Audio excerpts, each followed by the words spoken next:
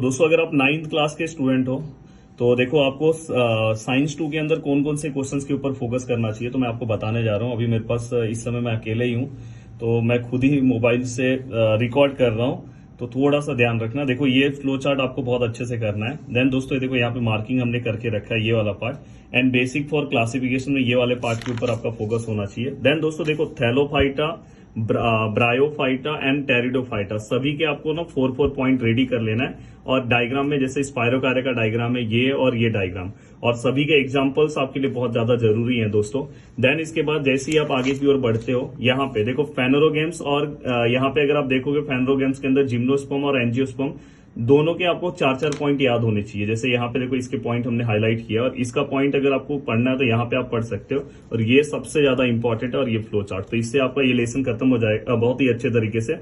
और इसका easy trick का मेरा वीडियोस भी है, आपको वन शॉट वीडियोस फॉलो करना चाहिए। इसमें आपको ये फ्लो चार्ट बहुत अच्छे से करना चाहिए, सभी के एग्जांपल्स। एंड देन दोस्तों इकोसिस्टम का आपको फूड चेन का डेफिनेशन याद होना चाहिए, फूड वेब का डेफिनेशन यहाँ पे, देन ट्रॉफिक लेवल का डेफिनेशन और ये चार्ट, देन यहाँ पिरामिड ऑफ एनर्जी। देन दोस्तों अगर आप ध्यान से देखोगे यहाँ पे, अगर आप ये पूरा का पूरा चार्ट आपको पता होना चाहिए। ये ग्यू रीजन एक है, देखो energy refer as one way transport, sun energy is refer as one way transport, ये आपको पता होना चाहिए।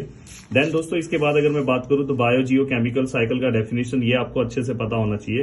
देन अगर इसके बाद अगर मैं बात करूं तो दोस्तों इसके बाद आपको ये देखो ये दोनों का डिस्टिंग्विश पता होना चाहिए। देन इसके बाद दोस्तों कार्बन साइकिल आपको अच्छे से कवर कर लेना चाहिए, और ऑक्सीजन साइकिल, और इसके अंदर दोस्तों बस ये वाला पार्ट आप अच्छे से रेडी करो। और डायग्राम ऐसा बनाने की जरूरत नहीं है, आप बस उसका फ्लो चार्ट वाइज कवर कर दोगे तो भी चलेगा। एंड दोस्तों इसके बाद इसके एक्सरसाइज में आपको ये वाला पार्ट और ये वाला पार्ट पे, और ग्यू रीजन में ये देखो पहला वाला तो मैंने आपको याद ही करा दिया, ये 2 पार्ट। एंड देन अगर आप इस लेसन के ऊपर आते हो तो इस लेसन में आपको क्या करना है पता है, लैक्टोबैसिली का यूजेस, देन राइजोबियम का यूजेस और रोल आपको पता होना चाहिए। देन दोस्तों इसके बाद यहाँ पे अगर हम ध्यान से देखें तो देखो यहाँ पे 1-2 पॉइंट है, ये आपको पता होना चाहिए। ये वाला पार्ट आपको रीड कर लेना है, देखो यहाँ पे सब मैंने अंडरलाइन करके दिया है। एंटीबायोटिक्स के 2 टाइप्स हैं, ये पता होना चाहिए दोस्तों। देन ये देखो ये एमसीक्यूज के लिए इंपॉर्टेंट है। एंड दोस्तों इसके बाद ये देखो प्रिकॉशंस आपको पता होना चाहिए पेनिसिलिन के बारे में। देन दोस्तों हार्मफुल माइक्रोब्स के नाम आपको पता होना चाहिए, उसके 1-2 पॉइंट पता है तो बहुत अच्छी बात है। बात में ये टेबल आपके लिए बहुत इंपॉर्टेंट है, ये आपको एमसीक्यूज में आ सकता है कि कौन सा डिसीज वायरस के थ्रू होता है, कौन सा बैक्टीरिया के थ्रू। देन ये एमसीक्यूज वाला तो आप कवर करोगी।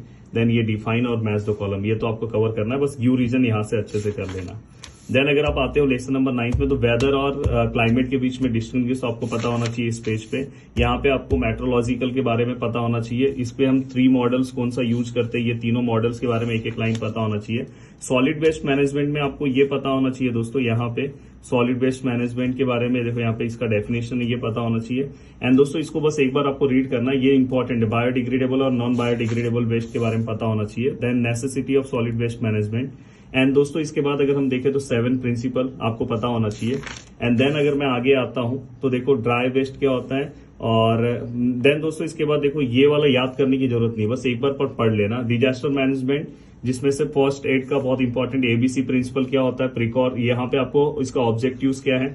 देन इसके बाद दोस्तों हम अगर समझो ब्लीडिंग हुआ तो क्या करना चाहिए, फ्रैक्चर में क्या करना चाहिए, बर्न हुआ तो क्या करना चाहिए, और यहाँ राइस से रिलेटेड एक कॉन्सेप्ट है ये, और कौन से मेथड हम फॉलो करते हैं ये आपको पता होना चाहिए। इस लेसन में बस मैं बोलूंगा आप टेक्सचुअल क्वेश्चन फॉलो करो, जो बस उससे ज्यादा आपको कुछ नहीं करना है। तो इतना पार्ट आप फटाफट कवर करके आपका काम हो गया दोस्तों। मिलते हैं दोस्तों, सबसे पहले वीडियो को लाइक कर दो, और आपको कौन सा इंपॉर्टेंट चाहिए मुझे बता सकते हो। जय हिंद दोस्तों।